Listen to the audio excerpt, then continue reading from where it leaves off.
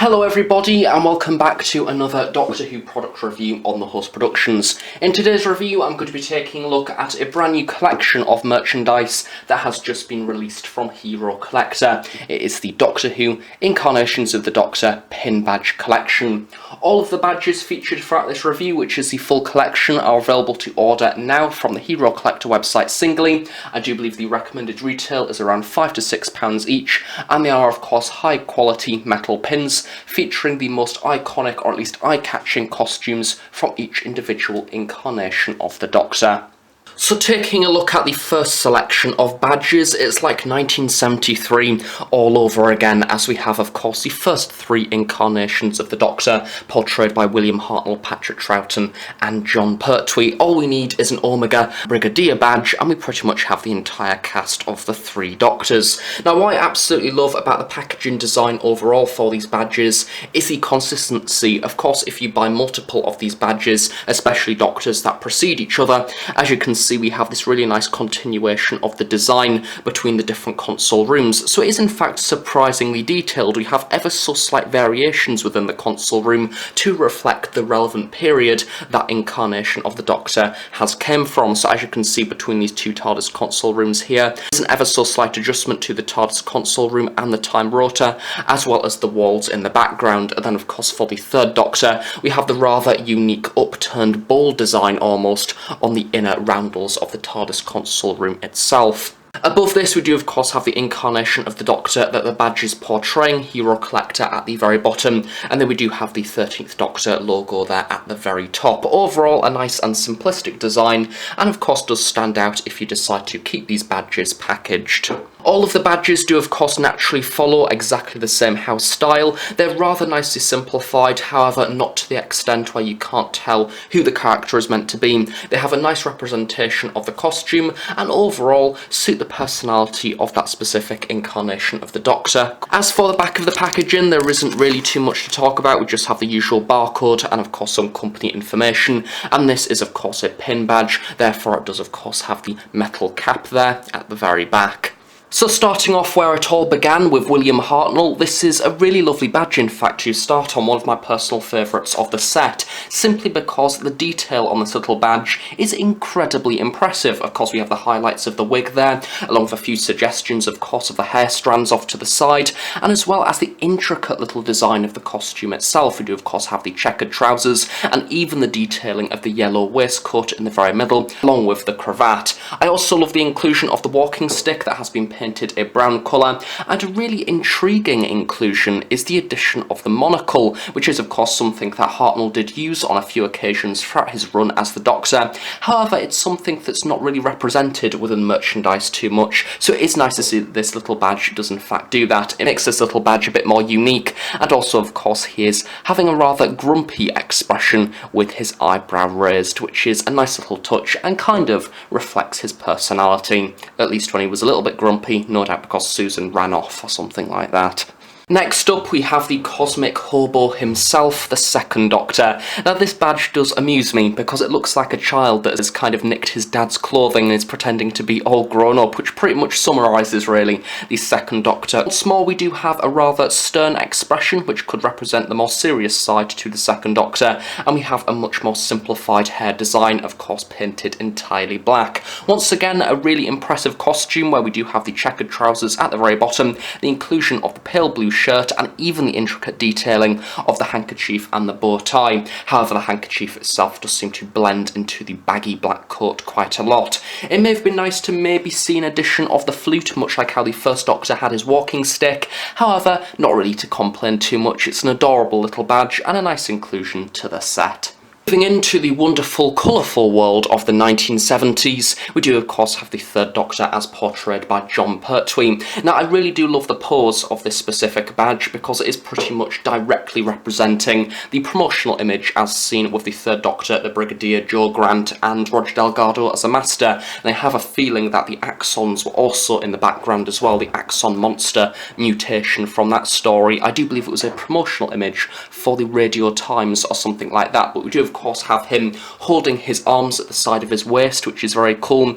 And once again, we have a lovely detailed costume where we do have the red blazer that's been given a much more burgundy tinge this time round. And we do also have a slight detailing of the inner lining of the cape, which has been given a light purple shock of colour, which is very nice. I do love that, especially for the scale. It's a very lovely piece of detailing. And then we do, of course, also have the frilly shirt there in the very middle, represented by two small lines. As for the actual, it's odd referring to it as a likeness, but I suppose it is. As to the simplified likeness of the Third Doctor, we have a little bit more of a smile going on this time round, and once more, I absolutely love the way that they've represented his hair, very similar to that of Capaldi. Of course, we have the bushy out design, having lots of curls and things around the very side, and I imagine that if you're a Third Doctor fan, then this will be a really lovely badge to add to your collection. Continuing with the next three incarnations of the Doctor from the 1970s into the 1980s, we have Tom Baker, Peter Davison and Colin Baker. Once again, the packaging is exactly the same format, seeing these slight adjustments for each individual Doctor. So we have a few alterations to the TARDIS console room. For the Fourth Doctor, we have a very 70s design, the early half of the Fifth Doctor era, prior to the events of the Five Doctors. And then we do, of course, have the iconic 80s TARDIS console room that really appeared with the most incarnations of the Doctor all the way up until the end of Survival. I imagine that this pin is probably going to be one of the most popular of the set. It is, of course, the Fourth Doctor. There is a massive range of costumes that they could have gone for with the Fourth Doctor, and from what I can tell, they've kind of gone with a season 13-esque design, almost looking a little bit Pyramids of Mars. And we do, of course, have the colourful scarf there running down the middle, not really accurate to the actual scarf as seen within the TV show itself, because that is quite hard to replicate in a badge of this scale. We do also have a burgundy jacket over the top of this, as well as the inclusion of a brown burgundy waistcoat, and of course some light grey trousers. Rather unusually, they've decided to go with just a smiling face. I partially expect them to do a grin with the Fourth Doctor, of course, because he does have that very manic grin that he does sport on a number of different occasions, especially within promotional photos. However, they've just gone with a smile. Who knows, maybe having a grinning pin badge looked almost eerie or something, which, to be honest, in this design I could probably imagine it would. We do also have the inclusion, of course, of the afro hair, which has been painted a light brown, and in a rather similar design to that of the First and Third Doctor, we do also have a few lines in there as well to represent the curls. I think that this is a rather rare occasion when it comes to Doctor Who merchandise, where for the first time ever, I actually think that the Fifth Doctor costume works rather well in this design. For some reason, in a lot of different versions of the Fifth Doctor in merchandise, be it in action figure form, or even as a part of the Doctor Who figurine collection, the costume of the Fifth Doctor never really stands out. To me, at least, it just looks a little bit boring. However, in pin badge form, it actually looks pretty decent. I do, of course, have the cream jacket, along with a few red highlights, especially around the cuffs there at the very bottom, and we do also have the detailing of the cricket jumper in the very middle, very simply replicated by using some white, as well as, of course, two red bands, including the V shape there at the very top. As for the trousers, we do have the slight suggestion of a few rows on these. Look ever so carefully on the right hand side, we also have the inclusion of the celery, which has a slight suggestion of green in there as well. For the actual face itself, I think that oddly this is one of the badges that has the most character. I love the way that the hair has been replicated. I love the way that we have this fringe coming around the side, as well as these flecks coming off to the sides of the ears, and of course that little rather innocent smile in there as well replicates the Fifth Doctor's personality. Regenerating into the next incarnation of the Doctor now, and a striking comparison compared to the Fifth Doctor, we have the bright and vibrant good old Sixie as portrayed by Colin Baker. This time round, we don't have a simplistic costume, and we have one of the most complex costumes that a Doctor has ever worn within the history of Doctor Who. Of course, that is incredibly hard to replicate within the scale of these pin badges. However, they've done a pretty good job of representing his colourful costume. We have the inclusion of the green shoes there at the very bottom, the yellow of the trousers, and of course the overall red base colour, detailing of the yellow at the cuffs, the pink of the collar at the side, as well as, of course, the white shirt underneath and the blue cravat. Overall, it's very nice. You can definitely give the sense of Sixie's very vibrant coat, And of course the likeness to the 6th Doctor is also pretty decent. We have a rather similar hairstyle to that of the 4th Doctor, however this time round we have less curls in it. It's been painted just a standard yellow colour, and it is also nice to see that they've gone for a slight suggestion of a smile as opposed to that of, say, the 1st or 2nd Doctor, which did seem a little bit frowny, because of course the 6th Doctor is always portrayed as a very frowny Doctor, and I think that really more than often he is a rather smiley Doctor. Sometimes that is a smiling in a rather serious manner, and sometimes it is a rather sarcastic manner as well, so it's nice to see that they've given a slightly more positive emotion compared to some of the other Doctors. And we now come to the end of the classic series run of Doctor Who with the 7th, 8th and War Doctors as portrayed by Sylvester McCoy, Paul McGann and of course the late John Hurt. Have their respective TARDIS console rooms, so we have the 80s one here with a slight more simplistic background. And we have a rather cool looking representation of the movie TARDIS with of course the time rotor going up to the very roof there, and then we do also have the War Doctor's TARDIS as seen throughout the Day of the Doctor, with of course that amalgamation between new series and classic series Doctor Who. Taking a closer look at the 7th Doctor pin, of course they've decided to go with the earlier half of his era, representing his cream variation of costume seen throughout his first 2 seasons before they decided to go ever so slightly darker with his incarnation. Now of course I quite like this costume. I think that out of the 2, the brown or the cream, I do love both. However, I think the cream one ever so slightly beats the brown one, even though I think that the stories where he's wearing the brown costume are in fact a bit more consistent compared to the stories where he's wearing the cream outfit. Once again, a very similar situation to that of the 6th Doctor, where a rather complex costume has been very nicely represented. We have a return to the checkered trouser design as seen on the 1st and 2nd Doctors. Then of course we have the cream jacket, which along with of course the representation of the scarf, which has been given a burgundy paint application. Within the TV show of course this would have an almost paisley swirl pattern on it, and then there is the ever so slight suggestion of the question mark jumper, whatever you want to call it, underneath, which does of course normally have the red question marks on. However, due to the scale, once again these are not present, which you can expect really for this size. However, we do have the slight suggestion of course the green there at the very top. As for the head itself, this is a bit more exciting than some of the other Doctors due to the simple fact that he's wearing a hat. So we have of course the cream hat on top, which is seen throughout the vast majority of his stories, as well as the inclusion of the band there, which has been given a few splashes of colour towards the right hand side. Next up we have the Doctor of the movie, the Time War, and of course one of the most integral Doctors within the Big Finish audio dramas. It is of course Paul McGann, depicted in his costume from the 50th anniversary minisode Night of the Doctor, as opposed to his 1996 movie outfit, which at first I was a little bit questioning, I must admit, but considering it's a badge of this scale, really what costume he's wearing isn't much of an issue. At the end of the day, it's an 8th Doctor pin badge, and I think that some people may have preferred his original outfit. However, this one does look rather similar, especially in this scale anyway. So you do have a green coat, very much like the movie version of the costume. You do also have the puffing out sections of the collar there at the very top, as well as of course the brown waistcoat, trousers and shoes. As for the likeness, they've gone with once again a bit more of a sort of stern-ish colour one to that of the 6th Doctor, where it kind of looks happy but also could be a bit stern at the same time. The eyebrows have been painted a brown colour, and then we do also have a slightly shorter variation of hair seen throughout the Night of the Doctor, giving a few indications of curls, especially around the top, and a bit of a bushy outline running around the side. Next up, it is of course Doctor No More.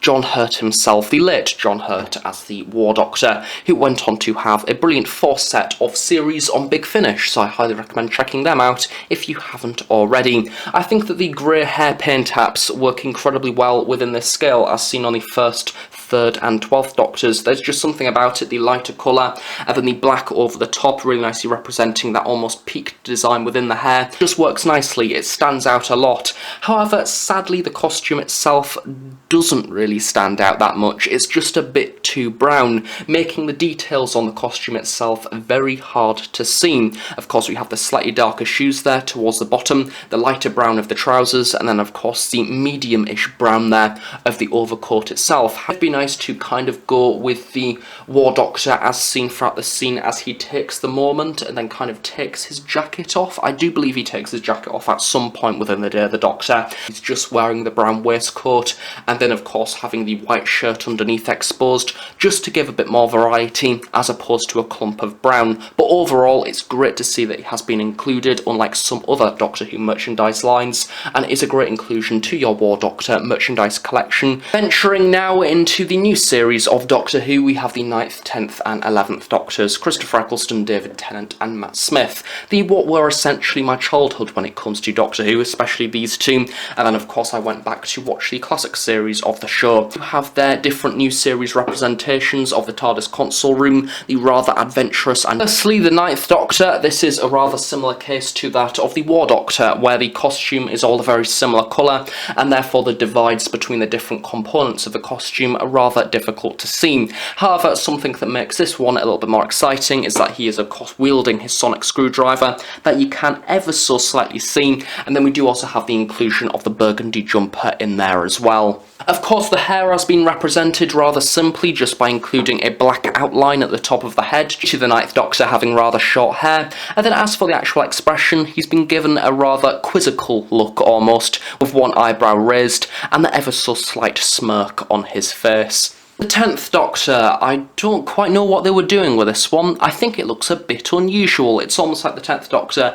is having a little bit of a tantrum over something. The costume itself has been detailed very similar to that of all of the others. We have the pinstripe suit, which has a few nice details on, including the light shirt and the red tie, and he has also been designed, of course, within his light brown trench coat, and he's also wielding the sonic screwdriver, which is a nice touch, and something that I kind of wish some of the other Doctors had, such as, say, the 4th Doctor, or maybe even the 6th Doctor wielding his sonic lance. Talking about the expression that they've gone with, and the fact that his arms are outstretched in a rather unusual position, I don't quite know. I genuinely am questioning what they thought when they were designing this one. It still looks like David Tennant, of course. We have the inclusion of the spiky hair that has been really nicely done with, of course, the light brown paint application. However, his eyebrows have been done in a rather Peter Capaldi-esque fashion, and he's got a rather serious looking face. And considering that the 10th Doctor is one of the most popular Doctors, I thought that they would have gone with a more safer, happy expression as opposed to the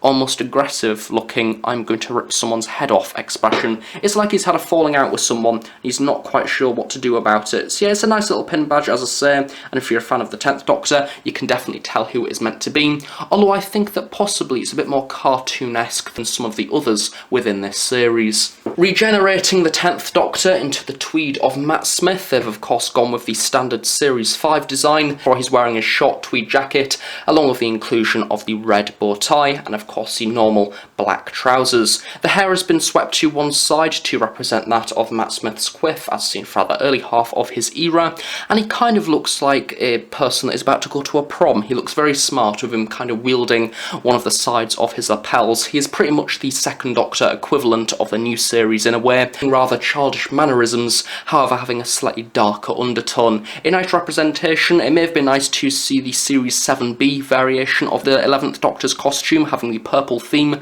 However, to be honest, I think I'm in the minority when I say that I like that variation of the 11th Doctor's costume more than his original Series 5 one.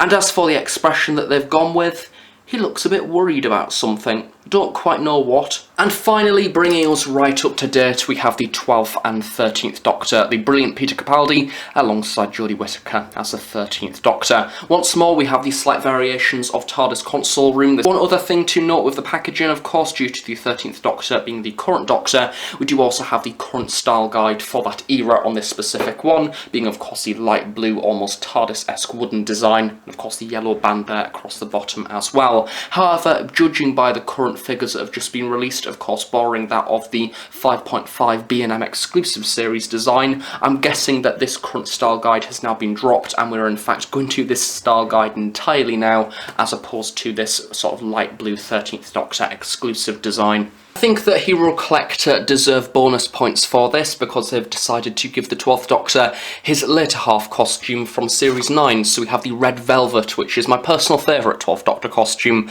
of them all, and I'm really happy that they've gone with this over the Series 8 costume. Not because I don't like that costume, but because I don't think it will be very effective within the pin badge format. It would just look like, say, the 9th Doctor costume being too black and too much dark colour.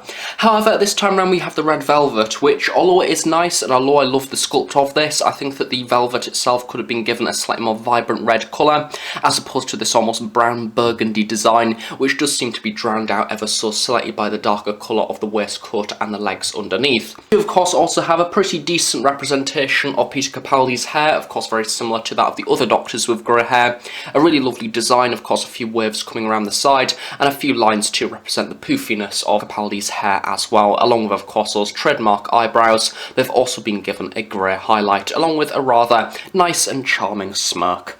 Finally, we have the 13th Doctor, Jodie Whittaker, in her trademark Series 11 costume. So we do have, of course, a few rainbows along the very front here to represent the rainbows on her t-shirt. The blue trousers have been nicely painted, and we even have a little bit of exposure of the ankles at the midway point, as well as, of course, the 13th Doctor's rather large-looking greyish-blue coat. We also have the inclusion, of course, of Jodie's hair, which has been given a light yellow paint application, which is a little bit paler to that of the 6th Doctor. There's also the inclusion of the little earring towards the very side, which is nice to see that included, and overall does look like the 13th Doctor. You can definitely tell who it is meant to be, and if you're a 13th Doctor fan, no doubt this will be a very nice pin to add to your 13th Doctor collection, that we seem to have in fact got quite a variety of merchandise so far throughout this era, especially relating to 13 as a Doctor herself, as opposed to the monsters and villains and even companions really from that era. 13 seems to definitely be the focus of this era's merchandise. So overall, for the Doctor Who Hero Collector Doctor Pin Badge Collection,